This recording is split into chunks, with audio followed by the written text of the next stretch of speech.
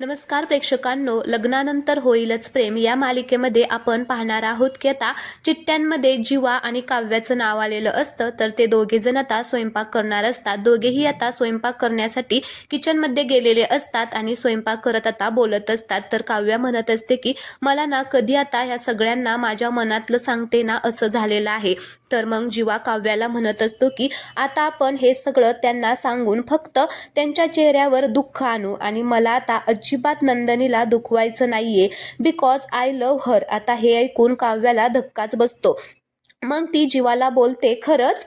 तर जीवा बोलतो खरं तर आपल्या सगळ्यांसोबत जो प्रसंग घडला त्यानंतर माझा ना प्रेमावरचा विश्वासच उडाला होता.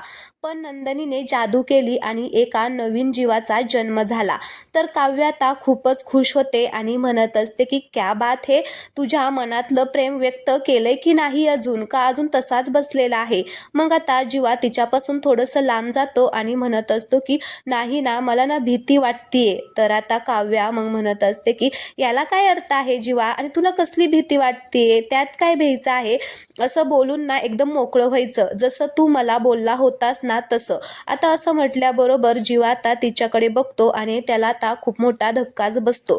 काव्या सुद्धा आता हे पटकन बोलून गेलेली असते, तिला सुद्धा आता काय करावं ते सुचत नाही. मग आता ती जीवाला म्हणत असते की सॉरी. मग आता जीवा म्हणत असतो की असू दे अगं, माझं पण तसंच होतं. तर आता ती म्हणत असते की खरं तर ना मला आता पार्थला कधी हे सगळं सांगते ना असं झालेलं आहे. त्याशिवाय आता मी सुद्धा आता पुढे जाऊ शकत नाही माझ्या मनातलं सगळं सांगितल्याशिवाय. तुला नाही का रे असं वाटत, तू त्या आठवणी आपल्या विसरून गेलाय का पूर्णपणे.